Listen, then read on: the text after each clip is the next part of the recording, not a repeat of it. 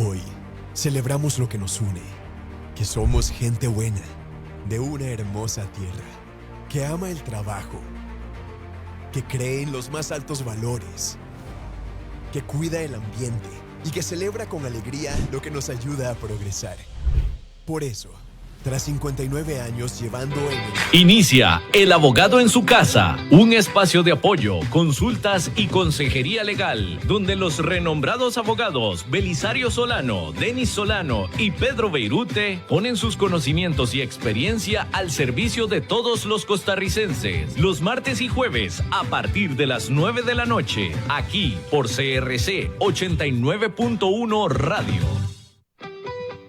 Muy buenas noches y bienvenidos a un nuevo programa del Abogado en su Casa y también a través de la señal de televisión abierta de Canal Altavisión con alguna retrotransmisión en Canal 13 con posterioridad ya cuando hacemos unos segmentos para ustedes. Hoy tenemos un tema que se las trae y además que conmovió muchísimo el acontecer nacional, inclusive hasta internacional. Y para eso, bueno, tengo el agrado y el honor de presentar a un gran amigo de este servidor, el licenciado Federico Campos, pero de previo a darle la palabra, quiero darles un poco del acontecimiento y del tema que vamos a tratar el día de hoy. Ayer tuvimos un hecho histórico gracias a un equipo de trabajo pues bastante arduo, liderado por el licenciado Campos, que nos trajo a colación una sentencia de culpabilidad hacia un imputado de apellido Pérez, gracias al femicidio o derivado del femicidio de María Taxan. Y para eso nos dimos a la tarea de tener de primera mano, pues como ustedes saben, a la persona encargada y al especialista que nos pueda abordar este tema. Muy buenas noches, don Federico, bienvenido al Abogado en su Casa. Muy buenas noches, mi estimado amigo Denis, colega y amigo, estamos aquí a la orden. Sin duda, sin duda. Don Federico, hablemos un poco acerca de lo que sucedió hace unos meses, hace un tiempo, inclusive porque teníamos una primera sentencia que declaraba pues inocente, bueno, no sé si inocente, por lo menos dejaba en libertad más bien a esta persona y ayer los tribunales de Heredia cambian de criterio. ¿Qué fueron los 7 puntos medulares que derivaron este giro trascendental, don Federico? Bueno, sí, efectivamente, en ese primer juicio yo no participé como abogado, participaron otros estimables colegas y, bueno, absolvieron al imputado, como bien dice usted, don Denis, por el principio indubio pro reo, o lo que significa la duda razonable. Para que condenen a una persona se necesita un criterio de certeza absoluta y bueno, no se llegó a ese punto y por lo menos así lo consideró el anterior tribunal. Sin embargo, cuando redactaron la sentencia, habían bastantes vicios y ahí fue donde tuve contacto con la familia de María Taxan, se me contrató para llevar a cabo el recurso de apelación, que debo decir que conté con una gran ayuda de los dos abogados, colegas querellantes que estuvieron en el primer juicio, una sentencia con muchísimos detalles y solo había un tiempo determinado para apelarla y entonces los insumos que ellos me facilitaron y la ayuda que brindaron fue fundamental para el éxito de ese recurso, que como digo, meses después significó o conllevó a la anulación o a la declaratoria de ineficacia e invalidez de esa sentencia absolutoria, señalándose un nuevo juicio que fue el que llevamos a cabo hace 3 meses aproximadamente. El juicio duró un poco más de 2 meses y tuvimos la sentencia ayer positiva y yo ya ingresé a, digamos que encabezar la representación de la familia Taxan en este segundo juicio e integré en el equipo a mi colega y quien trabajara conmigo y de absoluta confianza durante muchos años, la licenciada Daniela Vargas, y entre los dos tomamos las riendas de la representación de la familia Taxan para este segundo juicio. Ok, de hecho, parte importante, inclusive usted muy bien lo indicaba, indubio pro reo fue la sentencia anterior, porque creo que bastantes de las preguntas que se dan en redes sociales decían, bueno, como una persona que ya fue debidamente justiciada pasa de nuevo de quedar en libertad, ahora sí atribuirse una culpabilidad. Primero, si usted me puede explicar qué es este principio y ese camino ya usted ha referenciado un poco acerca del juicio de reenvío, pero eventualmente se celebra de nuevo todos los insumos de prueba o se trae a colación ya algunos insumos de nueva, algunos insumos viejos con el anterior juicio, licenciado. Sí, bueno, el juicio, cuando se anula el primer juicio y se lleva a cabo el segundo, para el segundo lo que se ordena es repetir el juicio. Entonces, se tienen que recibir todos los mismos elementos de prueba, testigos, pericias forenses, documentos que se analizaron en el primer juicio, solo que ahora en el segundo juicio es un tribunal nuevo, ya no son los 3 jueces que estuvieron en el primer juicio, sino que ahora son otros jueces distintos, que no tienen en su cabeza conocimiento ni los prejuicios, no pueden ser los mismos jueces del primer juicio porque tendrían prejuicios, y entonces tienen estos nuevos jueces ya el conocimiento primario por primera vez de los mismos testigos, las mismas pruebas, pero ya en otras circunstancias, en otro escenario, donde además habían fiscales distintas, un equipo del Ministerio Público excelente que estuvo en este juicio, en el primero también, pero en el que yo estuve participando, excelente, las 2 fiscales que envió el Ministerio Público, y del lado nuestro, como ya dije, éramos 2 personas, éramos 4 personas de la parte acusadora, y el colega de la defensa con su consultora técnica que la tuvo en todo el juicio, que era una médico forense también, que estuvo acompañando y apoyando al equipo de la defensa, y pues obviamente el imputado. Ahora, eso no significa que por ser las mismas pruebas, por ser los mismos hechos, el juicio tiene que ser exactamente igual, ¿verdad? Porque, a ver, los testigos no son robots y llegan a decir exactamente lo mismo que dijeron en el anterior juicio. Depende mucho de las partes, también con sus preguntas, cuál es la información que le sacan a los testigos. Entonces, lo que yo puedo preguntar o lo que los fiscales y los abogados nuevos podíamos preguntar, podía ser, pues no necesariamente totalmente diferente, pero sí podrían haber elementos adicionales o diferentes al primer juicio, a la primera declaración que tuvo cualquiera de los testigos. Y igual en lo que se refiere a los análisis, a los argumentos que se hayan dado para exponérselos a los jueces y de alguna manera persuadirlos de la estrategia y de la posición que tiene cada una de las partes, ¿verdad? Así es como funcionan los juicios y los procesos penales.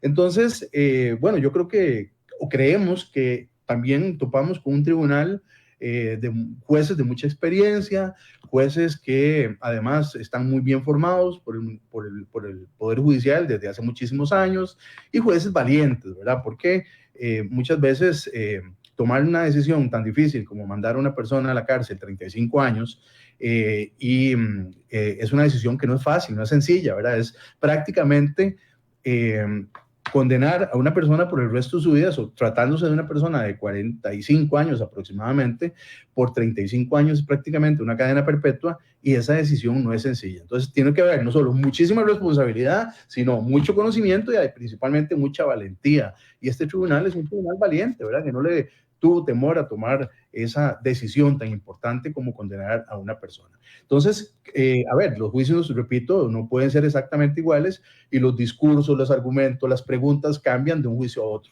Por eso es que aunque sean las mismas pruebas, los resultados pueden ser diferentes. Licenciado, no sé si lo comprometo con esta prueba, con esta pregunta, pero dice una noticia del medio Cereo y dice 7 pruebas que delataron el femicidio de María Taxan, y entre ellas tenemos eventuales aportación de nuevos informes. ¿Son estos nuevos informes o ya constaban en el expediente? ¿Se vino trabajando posterior a una tesis en relación a la víctima mucho más fuerte, de que no estamos en presencia de una autolesión, sino más bien de que eventualmente el imputado realizó todo este tipo de actos atroces, o ya esto se había trabajado por parte del organismo de investigación judicial? Bueno, sí, hubo un aspecto, no me compromete porque eso se discutió en el juicio y el juicio fue oral y público, ¿verdad? Entonces eso estuvo a la atención del público que llegaba a ver el juicio. A ver, una prueba que sí fue distinta en este juicio y que creo que marcó bastante diferencia en relación con un hecho que sí se discutió en el primer juicio, que lo era referente a una lesión que presentaba María Taxan en su hígado. Es decir, ella tuvo una laceración en el hígado que cuando se hizo el análisis por parte del patólogo forense, cuando hizo la autopsia hace 4 años atrás, tuvo un resultado de que era una lesión post-mortem, o una lesión que no tenía reacción vital. Entonces, y que era la lesión del hígado. Esa muestra de hígado se guardó, como se guardan muchas muestras después de que se hace una autopsia, se guardó en el complejo de ciencias forenses de manera adecuada, de manera correcta, respetando todo lo que se llama cadena de custodia de la prueba. Y luego, aproximadamente 3 años y medio después, a inicios de este año, por un tema disciplinario que se le siguió al patólogo forense, porque en el primer juicio se ordenó que él y supuso el tribunal de juicio que había cometido varios errores y le abrieron un proceso disciplinario, se había ordenado que se hiciera otra vez el análisis de esa prueba de hígado a la muestra que se había tomado, dónde estaba la laceración, y entonces ya no desde el punto de vista macro, como lo había hecho macroscópico, como lo había hecho el patólogo forense, sino ahora desde el punto de vista microscópico, un microbiólogo forense determinó y confirmó que efectivamente esa muestra de hígado donde estaba la laceración no tenía reacción vital, es decir, que había sido una lesión post-mortem. ¿Por qué esto es importante? Porque entonces en la tesis o en la teoría de la defensa y del propio imputado, que desde el primer día la empezó a elaborar él, o de antes de matar a María Taxan, la elaboró y así la empezó a vender desde que hizo la llamada al 911 que María Taxan se había suicidado, lo cual era falso. Era imposible que si ella se hubiera suicidado, ¿cómo va a tener una lesión después de muerta? ¿Verdad? Entonces, ¿por qué? Porque ella tuvo 48 heridas en su cuerpo, por todo su, bueno, del vientre, de su abdomen para abajo, y una de las heridas era post-mortem. Entonces, ¿cómo se la pudo haber producido? Era imposible, ¿verdad? Entonces, alguien se la produjo, y ese alguien, la única persona que estaba allí, era su esposo. Entonces, ese y otro montón, o varios indicios, no voy a decir que un montón, pero sí muchos otros indicios, todos concatenados entre sí, nos dieron o apuntaban a que él era el que había producido esa lesión post-mortem y obviamente fue una lesión, parte de todas las lesiones que le produjo. ¿Por qué? Porque las otras 47 lesiones sí tuvieron reacción vital, es decir, se le produjeron, eran heridas cortantes y punzocortantes que se le produjeron cuando ella todavía estaba viva, pero esta otra, esa se la tienen que haber producido y fue el imputado, así se concluyó, el que se la produjo. Además, dentro de una hipótesis de un suicidio, nadie se va a cortar 48 veces y después pegarse un disparo en la cabeza. Algo importante, don Denis, y las personas que nos escuchan, es que en un principio, cuando el mismo esposo de la víctima, y desde que empezaron, repito, la llamada al 911, cuando empezaron a llegar los policías a custodiar la escena, cuando llegó la Cruz Roja, todos les decía, mi esposa se suicidó, llegaron los familiares y María se suicidó porque yo le era infiel. A todo el mundo le empezó a vender la idea del suicidio y todo el mundo realmente creía al principio que ella se había suicidado. Claramente el escenario del hecho era un escenario atípico porque una persona que se suicida con semejante cantidad de heridas y un disparo en la boca, como que ya eso de entrada no calza. Cuando se hacen las valoraciones por parte del forense, del patólogo forense, y se mandan a hacer exámenes de drogas o de sustancias que hubieran en el cuerpo de María Taxan, de manera sorpresiva, se dan cuenta o se determina que había cantidades tóxicas de lidocaína en el cuerpo de María. Entonces ya ahí las cosas no empiezan a calzar, ¿verdad? Cortadas, un disparo en la boca y además lidocaína en el cuerpo. Pero lo más importante de todo es que no aparecieron alrededor del cuerpo de María Taxan ni las jeringas, ni un catéter, ni los frascos de la lidocaína. Es decir, entonces, ¿cómo llegó esa lidocaína al cuerpo de María Taxan? ¿Qué fue? Una lidocaína en una concentración que era tóxica y que eso también fue una de las causas que le produjo la muerte, pero lo más importante es que además en esas cantidades de toxicidad, y así llegó un experto forense, un experto en este tipo de temas, de sustancias de este tipo, y específicamente de la lidocaína, un anestesista, que es un señor que es un sabio a nivel costarricense, pero además reconocidísimo a nivel internacional, que por interconsulta, es decir, como el complejo de ciencias forenses no tiene ese especialista, buscan a uno que sea experto fuera del complejo de ciencias forenses, él hizo el estudio y él hizo las valoraciones y llegó a declarar en juicio, nos indicó que por esa cantidad que ella tenía en el cuerpo era imposible que se cortara las 48 veces y que hay mucho menos que tuviera las posibilidades mecánicas de provocarse el disparo. Entonces, ve usted, le estoy contando pinceladitas de todo lo que se discutió, pero ya va cerrándose la posibilidad de que esto fuera un suicidio, ¿verdad? Entonces, sí. Ajá, me lleva una pregunta que es muy jurídica. ¿Se puede llamar de que estamos frente a un escenario de prueba indiciaria o si se cumplen los requisitos de prueba con certeza de que se dio el hecho? Porque es un cúmulo de hechos. Si uno analiza, son cámaras de seguridad, es un tema de jeringas, es un tema de sustancias. No sé, le hago la pregunta porque si bien ya viendo el cúmulo, a mi criterio personal habría un grado de certeza, pero algunos podrían pensar de que estamos frente a una serie de indicios. Sí. Bueno, el tema de los indicios se lo resumo y creo que es muy importante, ¿verdad? En los procesos penales, judiciales, hay dos tipos, podríamos hablar en términos generales que hay dos tipos de pruebas, las pruebas directas y las pruebas indirectas. ¿Qué es una prueba directa? Que yo veo al señor de la esquina donde saca un arma y pum, le dispara a fulanita o fulanito, y fulanito cae y muere, ¿verdad? Yo soy el testigo directo de que efectivamente él le disparó. En las pruebas indirectas, la prueba no se observa desde ese punto de vista, sino que hay que hacer de acuerdo a indicios o de acuerdo a pequeños hechos que conjuntándolos, poniéndolos desde una perspectiva de concatenación, ¿verdad? Se puede llegar a esa misma conclusión que nos podría determinar la prueba directa, solo que sin tener el testigo que lo vio directamente, como dije antes. O yo lo explico de otra manera y así lo explicaba a los alumnos en la universidad. Es como tener un rompecabezas donde usted entonces va a armar la figura del rompecabezas poniendo las piecitas del rompecabezas, ¿verdad? Y puede ser que usted llene las 3/4 partes del rompecabezas y usted puede determinar con cada uno de esos piecitas que son los indicios, ¿verdad? Que efectivamente es la figura de un rompecabezas de Van Gogh, por ejemplo.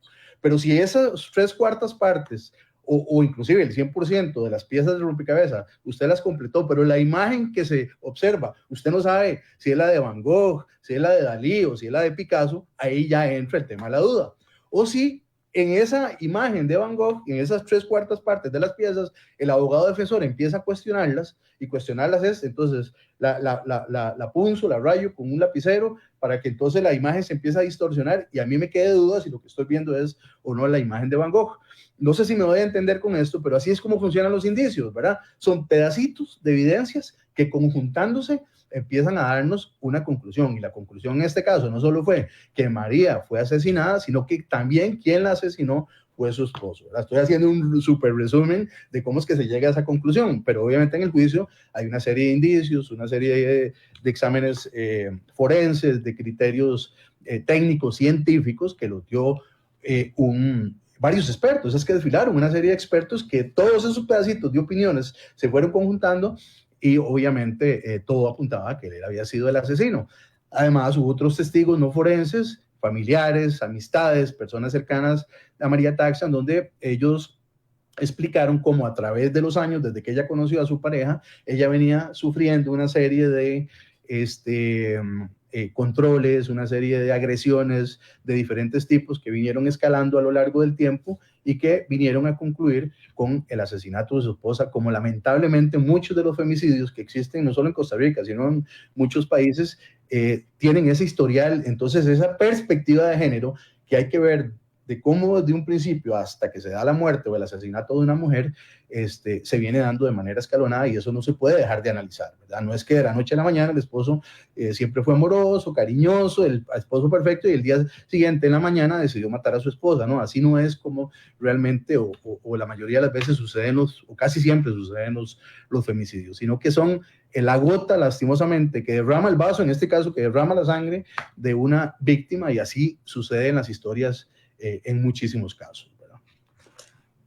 Doctor, vamos a un pequeño corte porque tenemos compromisos comerciales, lastimosamente, porque la verdad esto está interesantísimo y hay bastantes temas en el tapete que tocar el día de hoy. Pero ya casi volvemos con más del abogado en su casa. Estamos analizando el caso de María Taxan y el giro que tuvo hace 24 horas, sino más bien mucho más tiempo atrás por un amplio juicio nuevamente desarrollado por parte de la defensa y de las víctimas. Vamos a un pequeño corte, son las 7:24, estamos totalmente en vivo, no se me despegue de la pantalla de El Abogado en su Casa.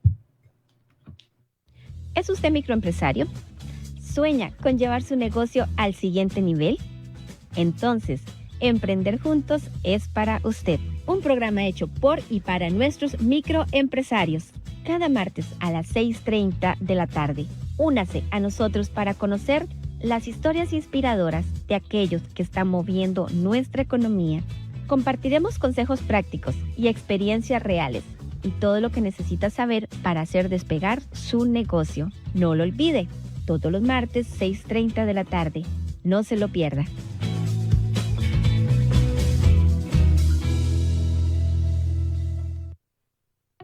El corazón del cooperativismo es el bien común, que surge de buscar la unión de las personas para lograr una meta que se traduce en bienestar para todos. Las cooperativas son empresas con rostro humano que trabajan por el crecimiento económico con equidad social. Aprendamos a vivir los valores y principios del cooperativismo para ser mejores cada día. Mi corazón cooperativo.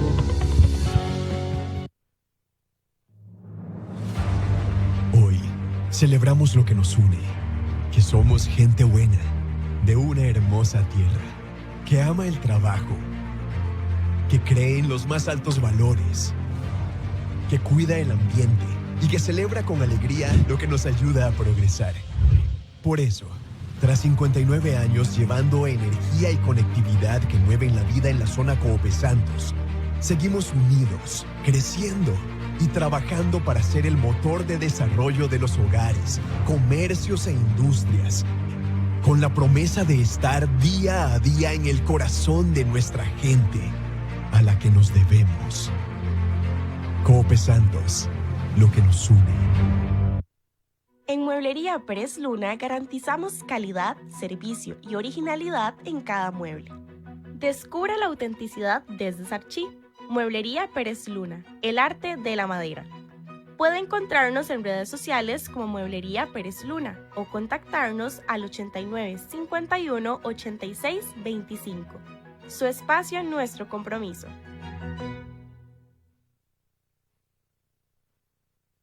Regresamos con más del abogado en su casa, son las 7:27 y estamos totalmente en vivo analizando el caso de María Taxan para que usted pueda realizar sus preguntas, sus consultas a través de las diferentes redes sociales del abogado en su casa. Hoy estamos en compañía del abogado de la víctima de María Taxan para que usted pueda analizar con nosotros este tema de relevancia. Y para eso, licenciado Campos, dice aquí una manifestación de don Carlos Díaz, fiscal general. Cuando uno escucha la contundencia de la explicación que hace la jueza de por qué la sentencia de esta persona, más bien uno no entiende cómo en la ocasión anterior se había absuelto. Un excelente, por tanto, eso nos hace dudar de qué sucedió en el juicio pasado. Existían aún elementos de prueba que en el juicio pasado uno podía agarrar de cierta forma, como usted ha venido armando lo que uno dice el rompecabezas, y llegar a esa plena convicción de lo que hoy tenemos, porque no tengo la menor duda de que hicieron una gran labor, un compromiso científico y técnico, que fue lo que en realidad fortaleció esta tesis por parte de la víctima, pero aún así podía llegar un eventual juzgador y decir, bueno, con esto tengo un grado de probabilidad para tener una eventual comisión delictiva, licenciado. Bueno, yo creo que sí, después del análisis que yo hice del juicio anterior, de la prueba, de la sentencia, pues sobre todo para los efectos de la apelación, creo que sí se pudo desde el primer juicio haber condenado a esta persona, ¿verdad?, al acusado. Lo que pasa es que, como dije antes, ¿verdad?, los jueces son seres humanos, no son robots. Si fueran como robots, que se les mete las pruebas así, como si fueran llaves mayas, ¿verdad?, y se les descargan las diferentes evidencias y tomen una decisión, entonces no existirían los jueces, ¿verdad?, y ojalá eso nunca llegue a suceder, que sean robots los que decidan y manden a las personas a la cárcel. El asunto es que las personas o los jueces aprecian la prueba de manera distinta.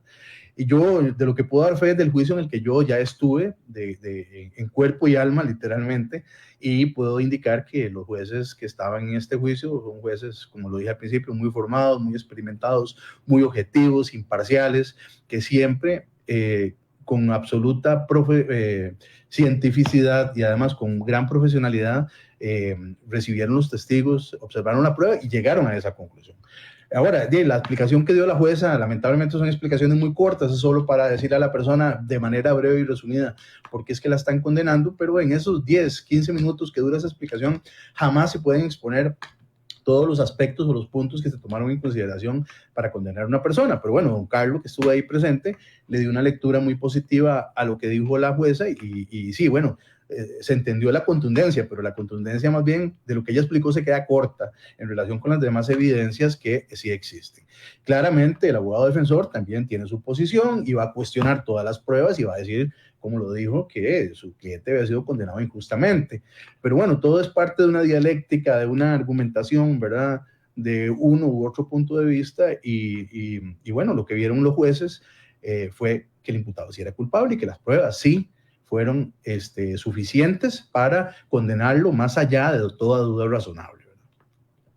De hecho, bueno, obviamente parte de lo que sigue como el proceso, licenciado, es, me imagino que la inercia natural nos va a llevar a que el licenciado Villalobos apele la sentencia. ¿Ustedes cómo ven con este fallo recientemente emitido? Porque aún falta la lectura integral y en sí la totalidad del fallo.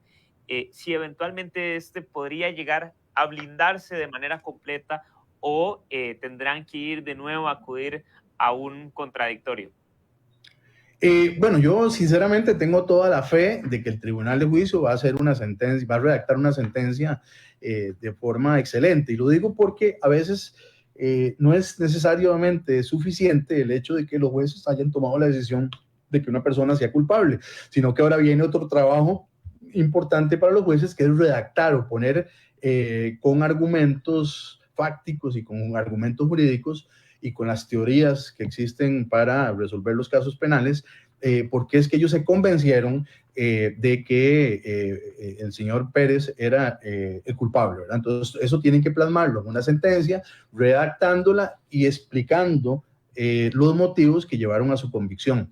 Y en eso a veces pues se quedan cortos, a veces fallan, a veces entran en contradicciones lógicas y por eso es que las sentencias se anulan. Pero repito, por el tribunal que integro esta vez, yo tengo toda la fe y confianza de que lo van a hacer de excelente manera y que aún a pesar de la apelación, que ya el mismo abogado lo anunció, la va a hacer, la sentencia se va a sostener con firmeza y se va a confirmar la sanción de 35 años de prisión, ¿verdad? Obviamente el papel de nosotros también será ir a defender esa sentencia para que se mantenga tal cual y se declare firme, ¿verdad?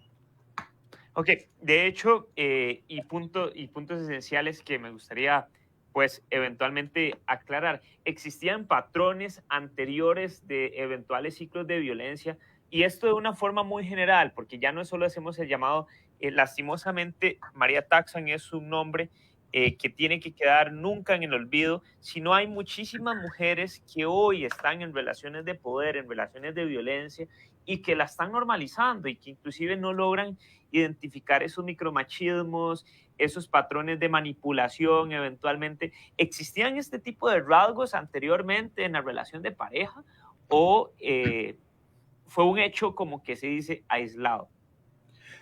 A ver, don Denis, también porque yo creo que hay que ponerlo en perspectiva. A ver, los micromachismos existen, es algo con lo que culturalmente estamos luchando todos los días, no solo hombres, sino también mujeres, ¿verdad? Y bueno, es un tema social que yo creo que hemos evolucionado mucho en los últimos años y tendremos que seguir evolucionando. Lo que no significa es que porque haya micromachismo ya una persona va a asesinar a su pareja, ¿verdad? Entonces, obviamente hay situaciones que pueden eventualmente anunciar, ¿verdad? Anunciar de que una persona puede ser asesinada por diferentes factores que se pueden venir dando. El problema, Denis, con esto, y aquí entra un tema de psicología forense y psiquiatría forense, es que cuando hay un psicópata, ¿verdad? Cuando hay un psicópata, el psicópata puede ser el marido perfecto, ¿verdad? Pero que puede llegar a tomar una decisión de estas. Tenemos la tendencia o la falsa creencia o el prejuicio de que entonces el que va a asesinar a su esposa es el macho, el grosero, el tosco, el que le habla duro, el que le insulta delante de los demás a la esposa, y ese es el que la va a matar. Pero también hay casos como este en específico, que es el modelo perfecto de profesional, el modelo perfecto de persona, no era el más cariñoso y tenía patrones de violencia desde tu punto de vista psicológico y además patrimonial, que tardaría todo un día aquí contándole los diferentes que se analizaron en el juicio, pero que al ser psicópatas precisamente pueden llevar a cabo un hecho como estos, y de poder sin tener ningún tipo de sensibilidad, montar un homicidio como un suicidio y engañar a todo el mundo, engañar a la propia familia y a todos durante un montón de días y hacerles creer que su hija y hermana y tía se había suicidado. Y simular patológicamente que él era en ese momento un viudo que había perdido a su esposa por un suicidio, cuando en realidad la había asesinado. Y le recuerdo este caso, y le recuerdo el caso Burgos, en el cual yo estuve también bastante cerca, y otro montón de casos que conocemos y que vemos inclusive en Netflix. Pero como dice el refrán, ¿verdad? Muchas veces la realidad supera la ficción, y en la realidad se dan casos también de estos que a veces vemos en las películas y que creemos que son de película, ¿verdad? No, son parte de la realidad. Entonces es difícil diferenciar, pero hay alertas, siempre hay alertas para pensar que una persona puede llegar a matar a otra, ¿verdad? Pero bueno, este señor era el sujeto, el esposo perfecto, el profesional perfecto, todo el mundo creía que era calladito, educadito, y llegó a asesinar a María Taxan como la hizo, y de una manera cruel, vil y sin ningún sentimiento, que lo llevó precisamente a manipular y engañar a todo el mundo. El psicópata, el narcisista, el manipulador, etcétera, y este señor cumplía con todos los patrones. Se hizo un análisis de su personalidad en el juicio, en las conclusiones del debate, y se explican un montón de cosas y de situaciones por las que él llegó y asesinó a María Taxan, y se defendió según él como inocente hasta el final del juicio, a pesar de que todas las pruebas apuntaban a que él era el asesino, y como yo estoy convencido, así es. De hecho, leyendo, fueron más de 18 testigos evacuados por parte de las diferentes partes en el testigo, y además se llega al punto de que, bueno, ya 18 testigos con relación a una prueba científica, que creo es el punto medular. Aquí no necesariamente fue el relato de las personas, sino más bien el análisis jurídico-técnico, y es algo que me gustaría analizar, y qué tanto ahora tiene el peso de las pruebas periciales, porque tenemos el caso de María Taxan, también tenemos el caso de la doctora Cedeño, eventualmente, que puede llegar a pasar algo parecido, puede, no sabemos. Hasta donde tengo entendido, bueno, vamos a un juicio de reenvío en donde el cual puede llegar a tenerse, y hay componentes que pueden venir a dar un norte diferente, pero el valor de la prueba pericial y técnica, ¿qué podríamos decir en relación a cada uno de los fundamentos técnicos que tiene, en particular no solo este juicio, sino muchos de los otros? Sí, bueno, ahora que menciona, Denis, el caso de la doctora Cedeño, a mí no me cabe la menor duda que el resultado va a ser idéntico a este, con las personas que faltan por sentenciar, o por enjuiciar más bien, y que serán sentenciadas por los abogados también que están detrás de la representación de la querella, de la acción civil, y no me cabe la menor duda del Ministerio Público también. Y tiene este caso las similitudes con el caso de la doctora Cedeño, de María Taxan, de que hay elementos forenses dentro de lo que es la prueba indiciaria, y además elementos tecnológicos, ¿verdad?, de por medio, que fueron de amplia discusión y de amplio debate en ambos juicios, ¿verdad? Y en este proceso, eso fue un elemento importantísimo también, el tema tecnológico, donde pasaron peritos, no solo desde el punto de vista médico, en el sentido de patólogos forenses, toxicólogos, microbiólogos, radiólogos, anestesiólogos, sino también expertos en temas de tecnología, porque hubo elementos de tecnología que también estuvieron aquí sometidos al contradictorio, ¿verdad? Y que todos fueron parte de esos indicios, que se fueron esos pedacitos del rompecabezas, un rompecabezas grande de muchos pedacitos que tuvimos que ir armando poco a poco, ¿verdad? Porque como les dije, todos los juicios son diferentes, se empieza como quien dice desde cero, ¿verdad? Esto es como un partido de fútbol, exactamente. Se jugó un partido de fútbol de ida, ¿verdad? Los mismos jugadores, los mismos intérpretes que participan en un estadio, y vienen los mismos dos equipos y los mismos jugadores, y se repite. ¿Y acaso el partido es igual? ¿Verdad que no es igual? Es diferente, y los resultados pueden ser también distintos. Pero bueno, en este caso, volviendo al tema de los rompecabezas, fuimos armando, hilando cada una de estas piezas del rompecabezas para que al final se viera la imagen del asesino claramente, y que efectivamente fue el que mató a María Taxan. No solo que él fue el que lo hizo, sino que además todas las pruebas apuntaban hacia él. Ok, de hecho hay varios saludos que tenemos a través de las redes sociales. Dice don Frederick Pincae, saludos. Don Jorge Calderón, saludos. Al igual que doña Heidi y doña Olga. Al igual dice doña Laura, excelente explicación y análisis. Lastimosamente existe muchas Marías Taxan hoy viviendo relaciones tóxicas que terminan muy mal. Así que tenemos varios comentarios a través de las diferentes redes sociales y usted está participando con nosotros totalmente en vivo a través de CRC 89.1 Radio y Canal Altavisión. Don Michael, creo que vamos a un pequeño corte comercial y ya casi volvemos con más en este último espacio, así que aproveche sus preguntas, sus comentarios o sus consultas. No siempre se tiene el honor de tener al licenciado Federico Campos analizando este tema y más con la relevancia de el poco tiempo que se ha dado. Ya casi volvemos con más del abogado en su casa. ¿Es usted microempresario? ¿Sueña con llevar su negocio al siguiente nivel? Entonces, Emprender Juntos es para usted. Un programa hecho por y para nuestros microempresarios. Cada martes a las 6:30 de la tarde. Únase a nosotros para conocer las historias inspiradoras de aquellos que están moviendo nuestra economía. Compartiremos consejos prácticos y experiencias reales y todo lo que necesita saber para hacer despegar su negocio. No lo olvide, todos los martes 6:30 de la tarde. No se lo pierda.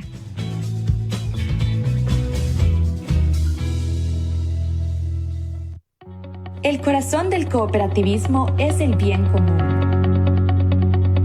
que surge de buscar la unión de las personas para lograr una meta que se traduce en bienestar para todos.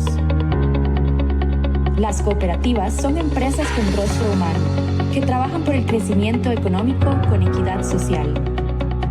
Aprendamos a vivir los valores y principios del cooperativismo para ser mejores cada día. Mi corazón cooperativo. Hoy celebramos lo que nos une, que somos gente buena, de una hermosa tierra, que ama el trabajo, que cree en los más altos valores, que cuida el ambiente y que celebra con alegría lo que nos ayuda a progresar. Por eso, tras 59 años llevando energía y conectividad que mueven la vida en la zona Coope Santos, seguimos unidos, creciendo y trabajando para ser el motor de desarrollo de los hogares, comercios e industrias, con la promesa de estar día a día en el corazón de nuestra gente, a la que nos debemos. Coope Santos, lo que nos une. En Mueblería Pérez Luna garantizamos calidad, servicio y originalidad en cada mueble. Descubra la autenticidad desde Sarchí. Mueblería Pérez Luna, el arte de la madera. Puede encontrarnos en redes sociales como Mueblería Pérez Luna o contactarnos al 89 51 86 25. Su espacio, nuestro compromiso. Regresamos con más del abogado en su casa, al ser las 7:42. Estamos totalmente en vivo por la señal de Altavisión y CRC 89.1 Radio. Hoy el tema es bastante importancia y de envergadura nacional, el caso de María Taxan, que ha dado una sensibilización, inclusive un llamado a la reflexión a la sociedad en dónde estamos y hacia dónde vamos en los temas de relaciones de pareja, de relaciones de poder y desigualdad. Pero quiero tocar un punto importante. Quiero escuchar la opinión suya, licenciado. Resulta que el abogado defensor, don José Miguel Villalobos, señala como sospechosa la participación del fiscal general, don Carlos Díaz, a la hora de la lectura del por tanto. Y inclusive hace una serie de insinuaciones de qué sabía don Carlos. Entonces, esto llama la atención. ¿Cuál es su criterio? ¿Se puede ver normal? Inclusive se puede ver incorrecto. Bueno, vea, don José Miguel Villalobos, que tiene todo mi respeto, él lo sabe, nos lo hemos dicho recíprocamente, mutuamente. Es una persona muy hábil, muy inteligente, tiene un manejo de los medios excelente. Y bueno, yo creo que aprovechó el momento, la oportunidad de que tenía todas las cámaras encima de él, entrevistándolo sobre el resultado del juicio, para lanzar cortinas de humo, ¿verdad? Distractores, precisamente un poco para diluir la atención de la sentencia que se acababa de dictar adversa en contra de un cliente suyo. Y esto lo digo porque entonces es como que yo diga, es que el cielo está totalmente despejado, y entonces de un pronto a otro venga alguien y me diga, no, pero es que allá hay una nube, ¿Y el cielo deja de estar totalmente despejado? No, no deja de estar totalmente despejado. Son simplemente distractores para tratar de evitar probablemente que en ese ratito le hagan las preguntas que tienen que hacerle sobre el caso en el que le acaban de condenar a la pena máxima a su cliente. Y un poco, repito, diluir la atención sobre ese tema. Entonces, ya, al final hicieron la mitad de las preguntas sobre el fiscal general y la otra mitad sobre el caso, ¿verdad? No le pudieron hacer más preguntas del caso. Y yo creo que el comentario fue totalmente inapropiado, ¿verdad? A pesar del respeto que le tengo a él. ¿Por qué? No se puede cuestionar de esa manera un fiscal general. Que el fiscal esté o no esté en ese momento en la lectura del por tanto es absolutamente poco importante, no tiene ninguna relevancia, es irrelevante. Lo mismo que señaló acerca de que la jueza estaba sumamente nerviosa a la hora de dictar el por tanto, pero bueno, ¿qué tiene que ver eso con la decisión que tomaron los jueces? Puede estar nerviosa en ese momento. Los jueces no necesariamente están acostumbrados a que tienen, no sé cuántas cámaras habían, 15 o 20 cámaras en ese momento filmando el momento del por tanto, cámaras fotográficas, un montón de gente llenando la sala, y eso puede poner nervioso a cualquiera, ¿verdad? Los mismos que en ese momento ni siquiera estamos interviniendo. Pero eso jamás puede venir a cuestionar la transparencia de la decisión, la objetividad y la legalidad de lo que resolvió el tribunal y mucho menos, ¿verdad?, a sugerir que es algo extraño de que ahí estuviera presente el fiscal general. El señor explicó a la prensa que él andaba en unos allanamientos que hubo en ese momento en una zona de Heredia, cualquier cantidad de allanamientos, se le entrevistó inclusive en la mañana desde el lugar de los allanamientos, ahí en Heredia. Entonces, él puede ir o no ir a los juicios que él quiera también. Es normal que los jefes de despachos fiscales adjuntos vayan a determinados juicios a observar. Y él quiso ir a ese debate. Es un caso de atención mediática, de interés público total y para los derechos de las mujeres. Una sentencia que iba a ser y es emblemática para esa lucha contra las agresiones y los femicidios. Y yo creo que el que él estuviera ahí estaba totalmente justificado. Así sea que hubieran absuelto o condenado al imputado. Eso no tiene absolutamente nada de raro. Entonces señalar de que eventualmente la participación del fiscal general, don Carlos Díaz, es una apreciación incorrecta e inclusive hasta se puede decir que temeraria.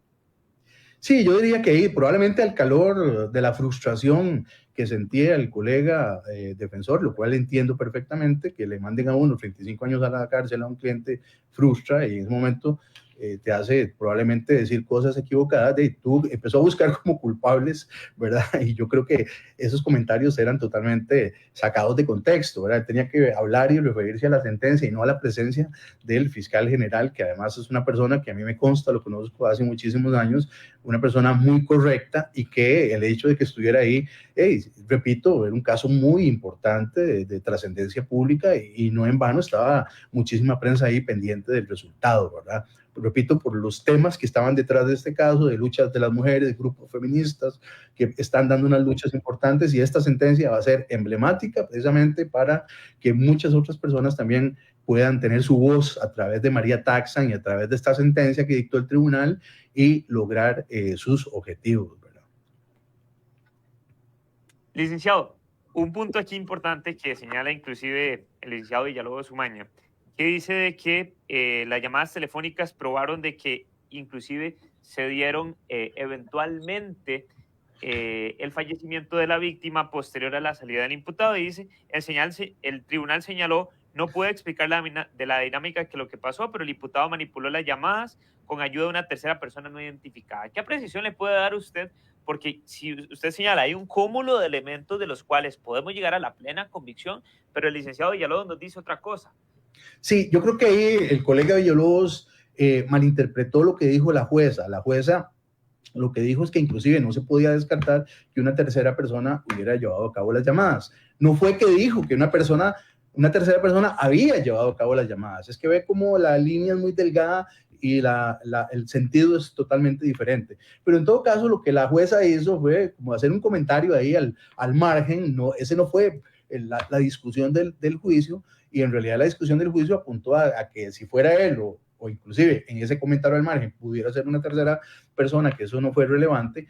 Ella nunca afirmó, y estoy seguro que así se va a ver en la sentencia integral, que efectivamente fue una tercera persona que participó, porque eso nunca se discutió en el juicio.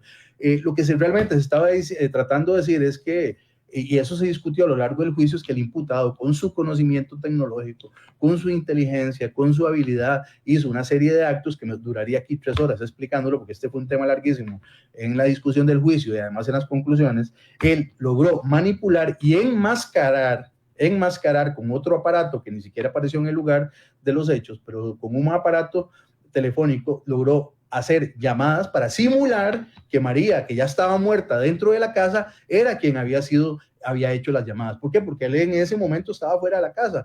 Él mató a María entre las 7 de la mañana, 8 de la mañana y las 11 de la mañana, y él salió de la casa a las 10:30 de la mañana, por lo menos así se determinó desde el punto de vista forense, según las livideces, según la rigidez cadavérica, que había sido en esas horas la muerte. Él salió a las 10:30 de la mañana y luego aproximadamente o después de que él había salido, hizo varias llamadas a través del enmascaramiento, inclusive llamó desde la casa del teléfono fijo con llamadas enmascaradas y manipuladas a los papás, y los papás contestaban el teléfono y nadie hablaba. Los papás nunca hablaron con María Taxan y ellos lo dijeron bajo la fe de juramento. Hubo 2 llamadas que se hicieron de esa manera y que aparecen ahí con ciertos segundos, pero era parte del plan de la coartada del imputado para hacer creer que esas llamadas las hizo María estando viva cuando él ya no estaba ahí, cuando en realidad ya ella estaba muerta. Y esto es tan así que inclusive cuando ya el escenario del hecho, la casa, estaba cerrado, se habían llevado al cuerpo de María para el complejo de ciencias forenses y no había absolutamente nadie en la casa. Imagínense que a esas horas también salieron llamadas desde el teléfono de fijo donde ya no había nadie en la casa. Eso es la muestra, o fue una muestra de que la aplicación del enmascaramiento de las llamadas ficticias, falsas, todavía estaba funcionando. Y claramente hay otras manipulaciones que no me daría tiempo aquí de explicarlas, pero que claramente era parte de la coartada, de ese conocimiento tecnológico que muchos testigos dijeron que tenía el imputado, que se demostró de muchísimas formas, que efectivamente concluyeron o llegaron a la conclusión que él es inculpable. Vean, los casos indiciarios, Denis, son muy difíciles, ¿verdad? Porque aquí el razonamiento lógico tiene que ser muy agudo, ¿verdad?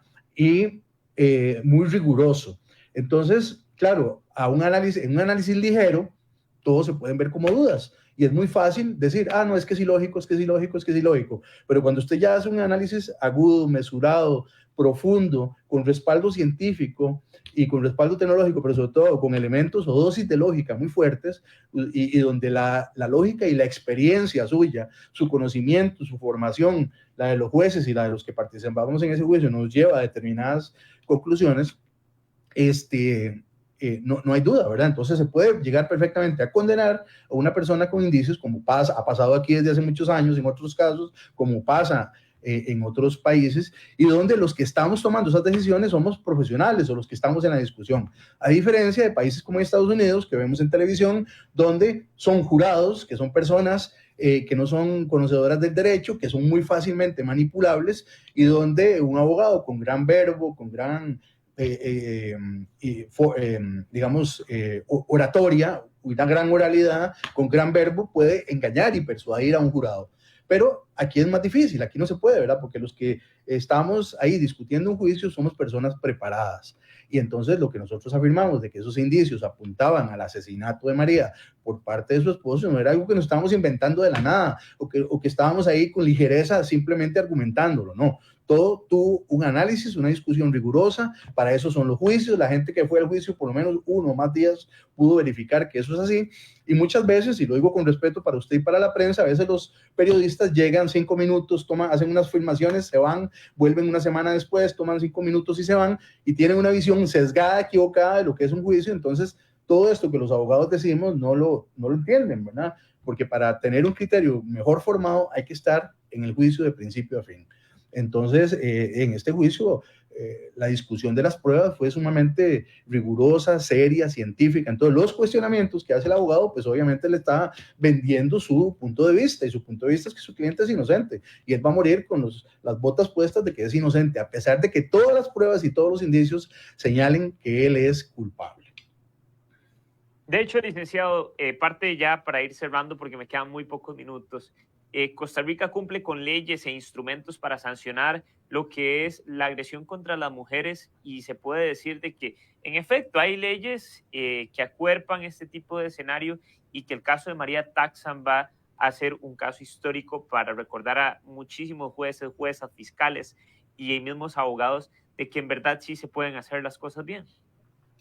Claro que sí, no tengo la menor duda que esta sentencia y las que vengan para confirmar la sentencia serán emblemáticas e instrumentos de una gran utilidad para que personas que ya han sufrido y que de alguna manera puedan tomar esto como un insumo que les puede servir para sus juicios pendientes, y los que vengan adelante, porque lamentablemente tipo de violencia no podemos decir que ya a partir de esta sentencia no va a pasar más, van a seguir pasando casos, sirvan como herramientas para condenar y sobre todo para que empoderen también a otros jueces de la República y no tengan temor de tomar las decisiones adecuadas. Hay unos caminos de dolor tremendo. La familia Taxan Ulate sufrió durante 4 años la impunidad, que ahora se llegó al fin de la misma, y con esta sentencia vuelve la fe y la esperanza en el sistema de justicia, una fe y esperanza que había sido realmente mancillada por la decisión anterior, y que tenemos la sociedad costarricense por lo menos la posibilidad a partir de esta sentencia, que repito, va a ser emblemática, de seguir confiando en el sistema de justicia y que hay jueces valientes, jueces preparados que van a tomar las mejores decisiones y enviar a la cárcel a todos los asesinos de mujeres, porque el tema del femicidio es una pandemia social terrible. ¿Por qué? Porque a las mujeres las matan por ser mujeres, las asesinan por ser mujeres, y esto es algo terrible que sucede no solo en Costa Rica, sino en muchos países, y es algo contra lo que hay que luchar. Es un tema no solo de valores, de cultura, de educación, de machismo, de etcétera, con lo que hay que seguir evolucionando para salir de esa sociedad que ha sido totalmente endémica por esta situación, por esta enfermedad, y que estas sentencias van a ir sirviendo también para ir limpiando esos caminos y tornándolos mejores, para que vivamos en una sociedad más igualitaria, más con paz, con más libertad, con alegría, etcétera, ¿verdad? Licenciado, esas pequeñas conclusiones en un minuto acerca de el día de hoy, ese llamado a la sociedad costarricense para ir finalizando el programa del día de hoy. Bueno, yo diría que la gente tiene que confiar en el sistema de justicia. Hay jueces muy buenos, muy preparados, muy experimentados, y que lo que hay que hacer es preparar bien los casos, ¿verdad? Hay que tener los insumos adecuados, los insumos correctos, a los colegas abogados también que estudien a profundidad los casos, porque son casos que no son sencillos, ¿verdad? Y que solo estudiándolos, preparándolos de una manera adecuada se puede llegar a los resultados que todos queremos. Porque claramente a nadie, o a ningún inocente, o a nadie a quien se le pruebe su culpabilidad se va a poder condenar, y por eso es que el trabajo también de la carga de la prueba de la Fiscalía, que tiene su responsabilidad en lo que es recabación, obtención de pruebas, etcétera, de los auxiliares, que son los del OIJ, policías, médicos forenses, etcétera. Si todos hacen bien su trabajo, y además quienes como abogados tenemos que conjuntar esas pruebas para mostrar la verdad que está detrás de muchos femicidios, pues que lo hagamos todos de la mejor manera, y estoy seguro que van a seguir viniendo condenas y no injusticia en muchos casos donde tiene que responsabilizarse a los femicidas, ¿verdad? Licenciado, muchísimas gracias por su participación el día de hoy. Agradecidísimos con usted, siempre es un honor. Con muchísimo gusto, Denis, le agradezco mucho, y estamos a las órdenes, ¿verdad? Muchísimas gracias. Y recordarles que nos vemos el próximo jueves a través de la emisión de Canal 13, y sin duda vamos a estar el licenciado Belisario Solano, Carla González, Pedro Viruti y este servidor analizando un tema de importancia. Ya sabe, a partir de las 7 de la noche, totalmente en vivo, y no se pierda El Abogado en su Casa por dicha emisión. Sin más que decir, desearles una muy feliz noche y continúe con la programación regular de Canal Alta Visión y CRC 89.1 Radio FM.